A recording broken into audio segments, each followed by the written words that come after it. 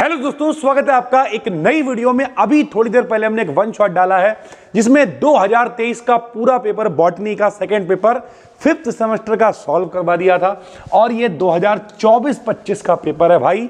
इस पेपर को और इस वीडियो को देखने के बाद आपको यकीन हो जाएगा कि कल का पेपर आपका बहुत अच्छा होने वाला है। कैसे आपको यकीन होगा? क्योंकि जो जो क्वेश्चंस हमने उस पेपर में कराए थे उसमें के बहुत सारे क्वेश्चंस यहां भी एज इट इज लॉन्ग में रिपीट हो गए हैं। तो यानी ये वीडियो उतनी बड़ी नहीं होगी क्योंकि जो उसमें करा दिए हैं उसका डिस्क्रिप्शन में हम लिंक डाल रहे हैं। उस वीडियो पे क्लिक करके पूरी वीडियो देख डालो, ये देख डालो। दोनों पीडीएफ हम टेलीग्राम पे दे रहे हैं, फ्री अपना टेलीग्राम चैनल है, डिस्क्रिप्शन में लिंक है, ज्वाइन करो। दोनों पीडीएफ एक बार रिवाइज करो, जाके पेपर दे आओ, काम हो जाएगा। 2025 का ये पेपर है। बीटी कॉटन देखिए उसमें भी आया था, इसमें भी आया हुआ है। और अगर आप देखोगे डीएनए रेप्लिकेशन उस वीडियो में भी है, इसमें भी है। बायो इन्फॉर्मेटिक्स उसमें भी है, इसमें भी है। ट्रांसजेनिक क्रॉप्स उसमें भी है, इसमें भी है। बायोलॉजिकल डेटाबेस उसमें भी है, इसमें भी है। लॉन्ग में एक बार फिर से डेटाबेस है भाई, ठीक है। और प्लस कुछ शॉर्ट नोट्स वगैरह हैं और इस तरीके की चीज, जेनेटिक इंजीनियरिंग वगैरह जो एक्स्ट्रा है वो हम करा देंगे भाई। तो सबसे पहले जो इसके शॉर्ट क्वेश्चंस हैं इस वीडियो में हम क्या करने वाले, जो क्वेश्चंस इसमें एक्स्ट्रा हैं उन्हें कराए दे रहे हैं, बाकी सब उस पीडीएफ में ऐड है। उस वीडियो में आप देख लो, डिस्क्रिप्शन में लिंक पे क्लिक करके और जाके पेपर दे आना। पहला है हेड्रोक्रोमेटिन क्या होता है। तो हमने आपको उस वीडियो में देखो क्या आया था, क्रोमेटिन आया था शॉर्ट में। क्रोमेटिन धागे के समान स्ट्रक्चर्स होते थे जो क्रोमोसोम यानी गुणसूत्र को बनाने का काम करते थे। हेड्रोक्रोमेटिन क्या है? ये गुणसूत्र का वो हिस्सा होता है जो ज्यादा घना जहां पर होता है उसे हम लोग कह देते हैं हेड्रोक्रोमेटिन। और जीन्स इनके कम एक्टिव होते हैं। ये नॉर्मली क्या करते हैं, डार्क स्टेन करते हैं और ट्रांसक्रिप्शन वगैरह की क्रिया इनमें कम होती है भाई, ठीक है। दूसरा सर्कुलर डीएनए शॉर्ट में पूछा है। ये वो डीएनए होता है जो रिंग की फॉर्म में होता है। मेनली काहे में पाया जाता है? तो बैक्टीरिया, प्लाज्मिड और माइटोकॉन्ड्रिया वगैरह में ये पाया जाता है। बीटी कॉटन उस वाली पीडीएफ में ऐड है, डिस्क्रिप्शन में जो लिंक है वीडियो का उसमें करा चुके हैं, तो यहाँ पे नहीं लिखा रहा है। FASTA इसकी फुल फॉर्म पूछी है तो फास्ट ऑल सीक्वेंस अलाइनमेंट हो जाएगी।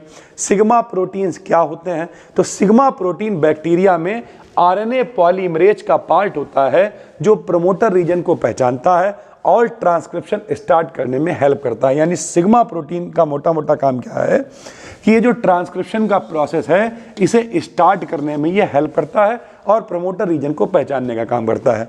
टीआरएनए का स्ट्रक्चर की बात करें तो टीआरएनए का स्ट्रक्चर कैसा होता है? तो क्लोवर लीफ की तरह, पत्ती की तरह होता है।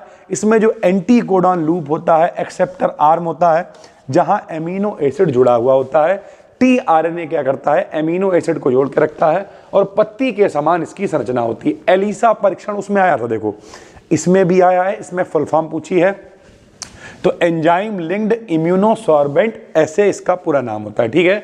जेनेटिक कोड उसमें भी था, इसमें भी है। तो जो चीजें हम उसमें करा चुके हैं वो यहाँ पे नहीं बता रहे हैं। ब्लास्ट का पूरा नाम पूछा है तो blast basic local alignment search एक टूल है जो बायो इन्फॉर्मेटिक्स में इस्तेमाल होता है, जो डीएनए या प्रोटीन सीक्वेंस को डेटाबेस से मैच कराने के लिए इस्तेमाल किया जाता है। डीएनए और प्रोटीन की सीक्वेंसिंग क्या है इसमें इस्तेमाल होता है। कुछ इंडस्ट्रियल एंजाइम के बारे में बताओ तो वो एंजाइम होते हैं जो इंडस्ट्रीज में, फैक्ट्रीज में यूज होते हैं। डिटर्जेंट जिसे आप निरमा कहते हो, फूड है, टेक्सटाइल है, मेडिसिन है, इन सारी इंडस्ट्रीज में इनका इस्तेमाल होता है। दूसरा क्वेश्चन डीएनए रेप्लिकेशन उस वीडियो में करा दिया है।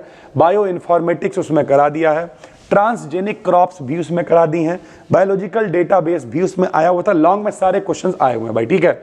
जेनेटिक इंजीनियरिंग क्या होती है? ये क्वेश्चन भी कल के लिए बहुत इंपॉर्टेंट है, पेपर में आ सकता है। जेनेटिक इंजीनियरिंग क्या है? एक टेक्निक है जिसमें कोई ऑर्गेनिज्म है कि डीएनए में डिजायर्ड जीन ऐड, रिमूव या मॉडिफाई कर देते हैं। यानी कोई भी अगर ऑर्गेनिज्म है तो उसका जो डीएनए है उसमें हम लोग क्या करेंगे, कोई जीन बढ़ा देंगे, कोई कम कर देंगे, कोई मॉडिफाई कर देंगे जिससे उसमें यूजफुल क्वालिटी आ जाए। इस प्रोसेस को रिकॉम्बिनेंट डीएनए टेक्नोलॉजी भी कहते हैं। यानी जेनेटिक जीन की इंजीनियरिंग अच्छा बनाना, क्वालिटी को इंप्रूव करने के लिए इसे जेनेटिक इंजीनियरिंग कहते हैं। स्टेप्स क्या होते हैं?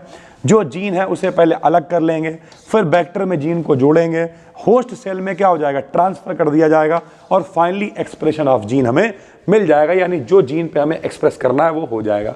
एप्लीकेशंस की बात करें तो खेती में इस्तेमाल होता है, बीटी कॉटन है, उस पर कीड़े वगैरह नहीं लगते हैं, अच्छी फसल होती है। गोल्डन राइस है, विटामिन ए से भरा हुआ होता है, पेस्टिसाइड वगैरह का यूज नहीं करना पड़ता है, कीड़े मकोड़ों से ही लोग सुरक्षित रहते हैं। मेडिसिन में इंसुलिन है, ग्रोथ हार्मोन है, वैक्सीन्स का प्रोडक्शन है, जेनेटिक डिजीज का ट्रीटमेंट सब इसी की सहायता से होता है।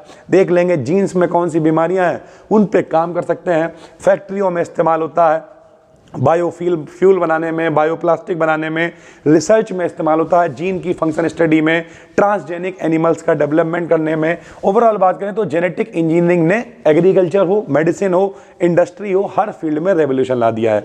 डेटाबेस वही है, आपको करा चुके हैं, उस वाली पीडीएफ में आपको मिल जाएगा। फिर कुछ शॉर्ट नोट्स आए हैं। पॉलीमरेज एंजाइम क्या होता है, ठीक है, तो पॉलीमरेज एंजाइम क्या है, डीएनए या आरएनए को बनाने में निर्माण करता है। डीएनए पॉलीमरेज कैसे बनेगा, इससे डीएनए रेप्लिकेशन होगा। आरएनए कैसे बनेगा, तो ट्रांसक्रिप्शन से बनेगा। ये टेम्पलेट के अकॉर्डिंग न्यूक्लियोटाइड जुड़ेंगे और डीएनए आरएनए का प्रोडक्शन होगा भाई, ठीक है। मॉलिक्यूलर डीएनए मार्कर्स क्या होते हैं, तो डीएनए मार्कर्स क्या होते हैं, स्पेसिफिक डीएनए सीक्वेंसेस होते हैं जो जेनेटिक वेरिएशन आइडेंटिफाई करने में हेल्प करते हैं। यानी जो वेरिएशंस होते हैं, जो जेनेटिक का मतलब समझते हो, माता पिता से लक्षण आप में पहुंचना, तो माता पिता के बाद जो वेरिएशंस आ रहे हैं पीढ़ी दर पीढ़ी, उन्हें पहचानने में हेल्प करते हैं।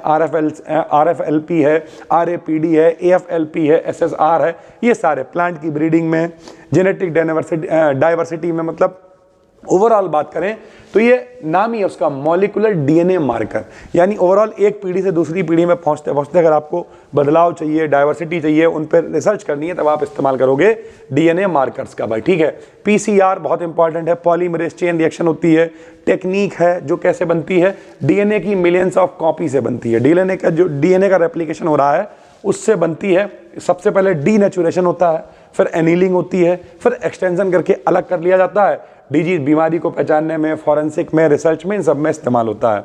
आरएनए के टाइप और स्ट्रक्चर पूछे हैं, तो स्ट्रक्चर में भैया एक तो जैसे डीएनए होता था डबल स्ट्रैंड, ठीक है, इसमें एक ही स्तंभ होता, सिंगल स्ट्रैंडेड होता है। ये राइबोस शर्करा पाई जाती है, एडेनिन, ग्वानिन, साइटोसिन, उसमें थायामीन होता था, इसमें यूरेसिल होता है भाई, ठीक है। टाइप्स ऑफ आरएनए में mRNA, tRNA, rRNA है, ये प्रोटीन बनाने का मैसेज देता है, एमिनो एसिड को ले जाता है, राइबोसोम का हिस्सा होता है।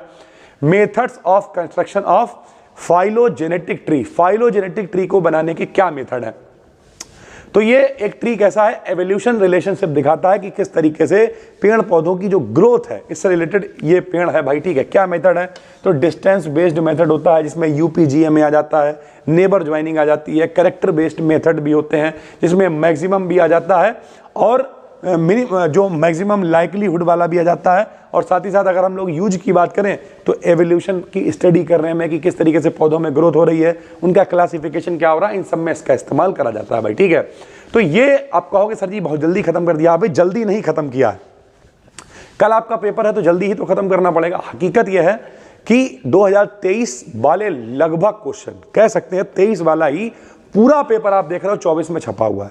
तो ये पीडीएफ हम आपको दे रहे हैं, 23 वाली पीडीएफ दे रहे हैं, दोनों को आराम से मिलाना बैठ के पेपरों को, और दोनों वीडियो आपने देख ही ली होंगी। अब क्या करो, डिस्क्रिप्शन में फ्री टेलीग्राम चैनल का लिंक है, उसे ज्वाइन कर लो, वहां पर हम दोनों पीडीएफ डालना है फ्री में, दोनों पीडीएफ को देख डालो, रट डालो, खर्रे बना लो, पकड़े जाना तो ये मत कहना हमने बताया था, बात खत्म है। वरना खर्रा बनाओ यहाँ दिमाग में, एक बार सब कुछ पढ़ लो बैठ के, आराम से लिखाना, पेपर कल का बहुत अच्छा हो जाएगा। पहली बार देख रहे हो चैनल को कर लेना सब्सक्राइब। ये सब मेरे सब्जेक्ट नहीं है, बहुत अच्छा कंटेंट आपको ला के देंगे, नए सेमेस्टर की प्लानिंग चल रही है। फिर मिलते हैं, तब तक के लिए धन्यवाद, थैंक यू।